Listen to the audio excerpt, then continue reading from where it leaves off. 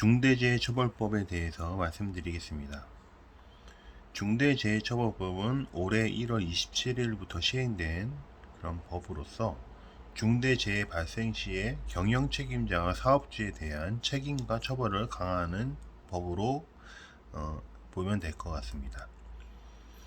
작년과 올해 광주에서의 두 건의 사회적 이슈가 상당히 컸던 붕괴 사고가 있었는데, 해당 붕괴 사고 이후에 건설 현장의 안전에 대해서 더 많은 관심이 집중되게 되었고, 해당 중초법에 대해서도 관심이 증가하고 있는 상태라고 보면 될 것 같습니다. 기존 산업법과 중초법, 중대재해처벌법을 비교하면 산업안전보건관리법의 중대재해 정의에는 사망 1인 이상, 3개월 이상의 부상 동시 2인, 부상 질병자 동시에 10인으로 규정된 데 반해 중초법에서는 사망 1인 이상 또는 6개월 이상 부상 동시 2인, 동일 원인의 질병자가 1년 내 3인 이상 발생하는 경우를 정의합니다. 해당하는 법의 의무 주체는 산업법은 현장 대리인과 사업주를 대상으로 하는 반면, 중초법은 경영 책임자, 즉 대표이사를 기준으로 하고 있습니다.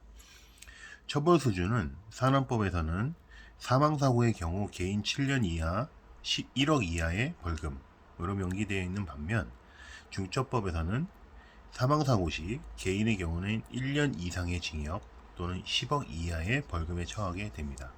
여기서 가장 부담스러운 벌칙 조항이 1년 이상의 징역이라는 부분인데, 하한선이 있기 때문에 실형 이상이 반드시 선고되어야 되는 이상 기소가 될 경우에 상당히 부담을 가질 수밖에 없는 그런 벌칙으로 볼 수 있습니다. 중대재해처벌법상의 경영 책임자가 반드시 이행해야 되는 안전보건 확보 의무사항이 있습니다.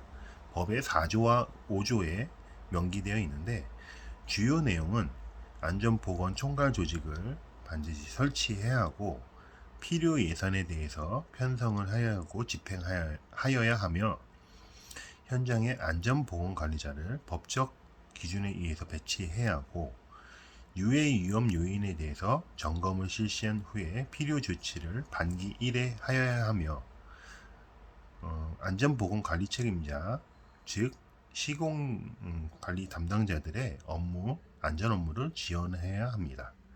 또한 종사자, 근로자의 의견을 청취하고 이를 협의체 회의를 통해서 반영하여야 하며, 중대재해 발생에 을 가정해서 대피 훈련 등의 그런 매뉴얼을 만들어야 합니다.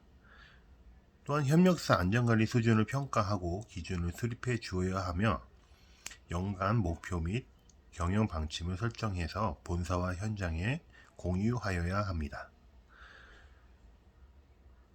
이 법의 가장 큰 취지는 기업의, 특히 경영자의 안전에 대한 관심을 유도하는, 그리고 의무를 확정하는 법이라고 볼 수 있습니다. 그만큼 건설 현장에서의 공정, 품질, 원가 등 다른 요소보다도 안전을 더욱더 중시 여기고 생명을 소중하게 여기며, 작업장의 그런 작업 실패를